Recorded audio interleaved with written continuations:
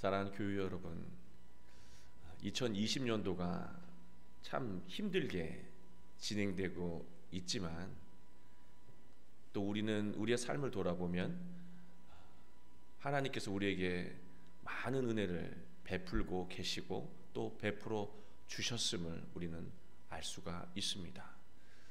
오히려 이 기간 동안에 힘들고 어려운 것만 생각하는 것이 아니라 하나님께서 나를 얼마나 사랑하시고 또 선한 계획으로 인도해 주시는지를 우리가 이 기도회를 통해서 알게 되었으면 좋겠습니다. 오늘 우리가 함께 나누려고 하는 말씀은 룻기 말씀인데요. 구약 성경에서 룻기라고 하는 것은 중요한 의미를 가지고 있는 책입니다. 이스라엘의 역사가, 그 위대한 생명의 역사가 얼마나 낮고 천한 곳에서 시작되었는지를 보여주는 그런 대목입니다. 여러분이 잘 아시는 대로 룻이라고 하는 여인은 이방 여인이기도 하지만 또 과부였어요. 그러한 여인으로부터 예수님의 위대한 역사가 시작되고 있다라고 하는 말씀입니다. 우리가 오늘 읽지는 않았지만 룻기 1장 1절을 보면 사사들이 치리하던 때라고 하면서 그 말씀이 시작하고 있습니다. 유다 베들레헴의 한 사람 엘리멜렉과 그의 아내 나오미는 두 아들과 함께 행복하게 살았습니다. 그러나 그 베들레헴이라고 하는 곳에 흉년이 들었습니다. 여러분이 잘 아시는 대로 베들레헴이라고 하는 그 지명의 의미는 떡집이라고 하는 그런 뜻을 가지고 있습니다. 그 떡집이라고 하는 베들레헴에 흉년이 들었다라고 하는 것입니다. 떡집 하면 먹을 것이 많은 것 같은 그런 느낌을 주는 곳인데 그곳에 흉년이 들었다라고 하는 것은 우리에게 묘한 상징적인 의미를 전달합니다. 엘리멜렉이라고 하는 그 남편의 이름은요, 나의 하나님은 왕이시다라고 하는 굉장히 신앙적인 이름을 가지고 있는 인물이었습니다. 그런 이름만 생각해도 그의 신앙을 가늠할 수 있을 정도의 그런 부부였는데 그곳에 흉년이 드니까 그들은 깊은 고심에 빠지게 되는 것이죠. 부부는 살기 위해서 결단을 합니다. 어떤 결단이냐면 하나님께서 지정해 주신 그 떡집, 영적인 떡이 가득한 곳을 떠나서 그 하나님의 울타리를 벗어나기로 마음을 먹게 된다는 것이죠. 그 부부는 두 아들을 데리고 모압 지방으로 떠나게 됩니다. 하나님을 섬기지 않는 지역으로 떠나게 되는 것입니다. 이 모습을 보면서 우리는 한 가지 생각하게 됩니다. 하나님의 은혜 가운데 신앙생활을 하며 살아가고 있었는데 어려움을 겪게 되면 그곳에서 육적인 것이 아니라 그 영적인 생명의 양식을 찾기 위해서 더 애쓰는 것이 아니라 오히려 하나님의 울타리를 벗어나게 되는 그런 모습들을 드러낼 때가 있다라고 하는 것이죠. 그리고 그때부터는 오히려 자기 식대로 살아가게 되는 거예요. 이게 지금 신앙의 이름, 하나님은 왕이시다라고 하는 엘리멜렉이라고 하는 그 영적인 가장이 행동했던 모습입니다. 그들은 행복하기 위해서 모압으로 갔지만 결코 그들은 행복하지 않았습니다. 아버지는 먼저 죽고 두 아들은 결혼한 후에 아내들만 남겨놓고 또 죽게 됩니다. 홀로 남게 된 나오미 그리고 며느리 둘, 그들은 절망 속에서 어찌할 바를 모르는 상태였습니다. 그 상황에서 나오미는 고향 베들레헴으로 다시 돌아가기로 마음먹습니다. 큰 며느리 오르바는 따르겠다고 하지만 너는 친정으로 가거라 라고 나오미가 이야기하니까 그 뜻을 따라서 친정으로 떠나가고요. 룻은 끝까지 시어머니 나오미와 함께 하겠다고 말씀드리고 동행하게 됩니다. 나오미가 고향 베들레헴에 도착했을 때 사람들은 나오미를 알아봅니다. 자신의 이름, 그 나오미의 이름의 뜻은 기쁨이었지 않습니까? 근데 나오미가 아니냐라고 했을 때 나는 더 이상 기쁨이 아니다. 나는 마라. 내 인생은 쓰고 고통스럽고 괴롭다. 마라라고 부르라. 그렇게 고백하고 있습니다. 나오미는 잃은 것은 가족과 재산만이 아니었습니다. 자신을 마라라고 부르라고 하는 것은요, 자존감마저 사라져버린 거예요. 그들은 당장 눈앞에 있는 어려움을 해결하겠다고 하나님을 떠났었지만 오히려 모든 것을 다 잃고 말았습니다.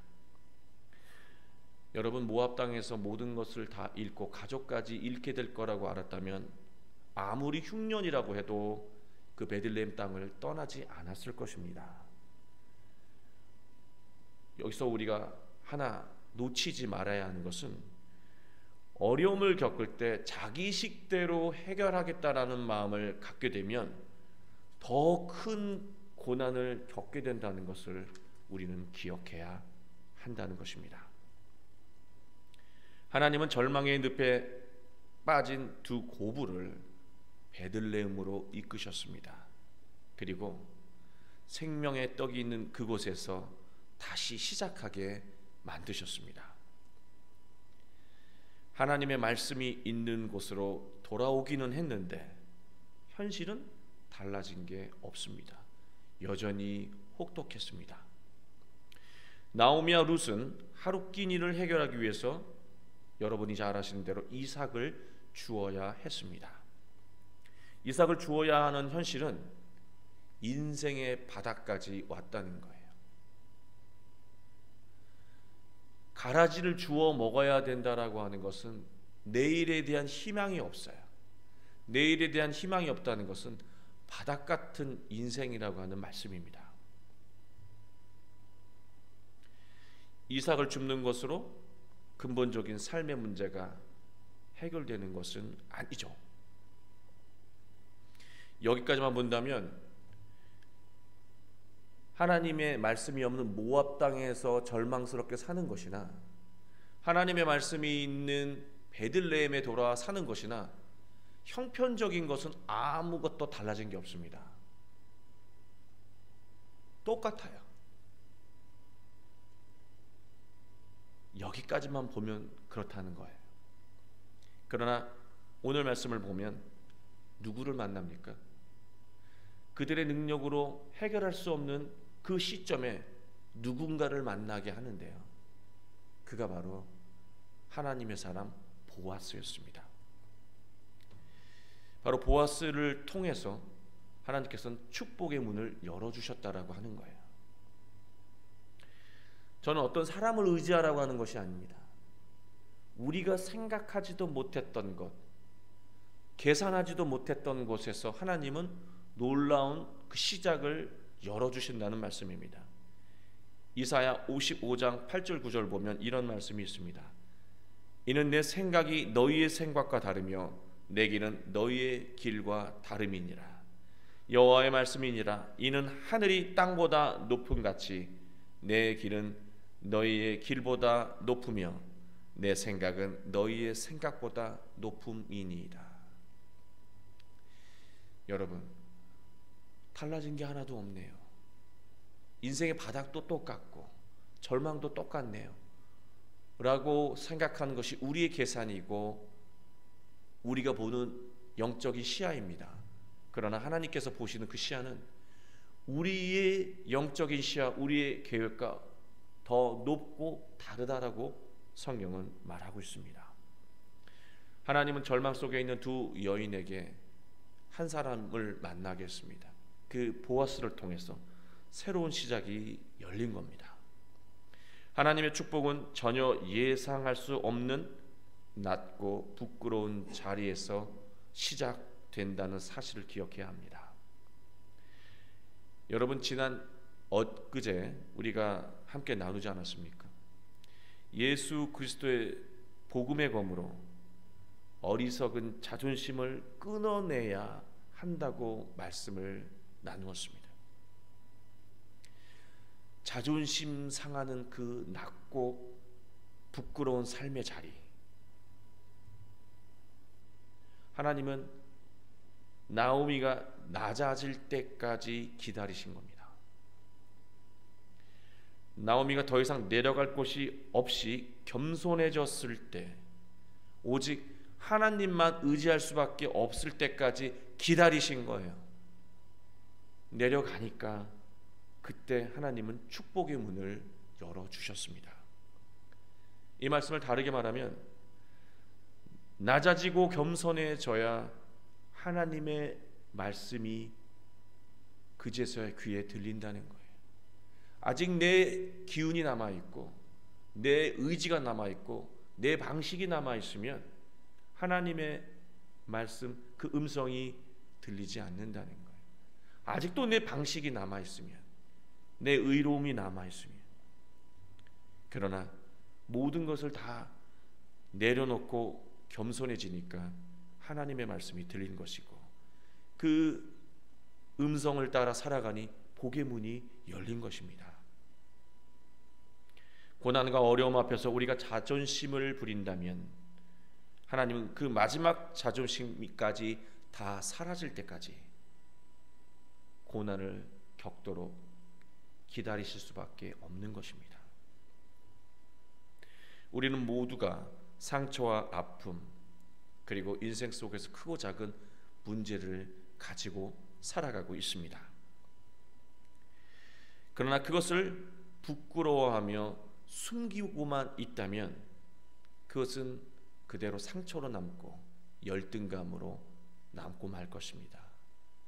그러나 우리가 하나님의 울타리 안으로 들어와서 하나님 앞에 나의 이 아픔과 부끄러움과 어리석음을 다 인정하고 고백하고 드러낸다면, 그리고 무릎 꿇고 하나님 앞에 회개하고 겸손히 낮아진다면 하나님은 우리에게 길을 열어주시고 우리의 귀도 열어주셔서 생명의 길로 나아가도록 인도해 주실 것입니다. 내가 어떻게 이삭을 주겠어? 내가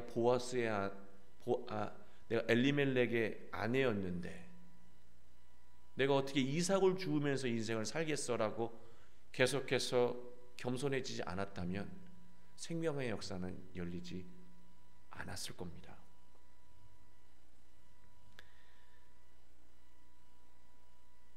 룻은 절망 속에서 하나님의 인도하심을 따라 열심히 이삭을 주었습니다. 지금 이 순간에도 마음의 짐과 어려움이 있다면, 그리고 자기의 인생의 길이 닫혀 있는 것만 같다면 하나님 앞에 자신을 철저히 낮추시고 겸손해지길 원합니다. 겸손은 하나님 말씀에 귀를 열어 주실 것이고, 또 그 겸손은 우리를 순종하게 만들어 작은 일도 기쁨으로 최선을 다하게 만들 겁니다. 작은 일도 겸손히 최선을 다해갈 때, 내가 절망이 있고 아픔이 있고 힘들다고 아무것도 하기 싫은 것이 아니라 지금 이 혼란과 어려움 속에서도 하나님과의 관계 속에서 내가 해야 될 작은 일부터 충실하게 해 나아갈 때 하나님은 우리가 생각하지 못했던, 예상도 못했던 놀라운 계획을 통해서 우리의 축복의 문을 열어주실 것입니다. 그 축복을 누리시는 여러분 모두가 되시길 주 예수 그리스도의 이름으로 축원합니다.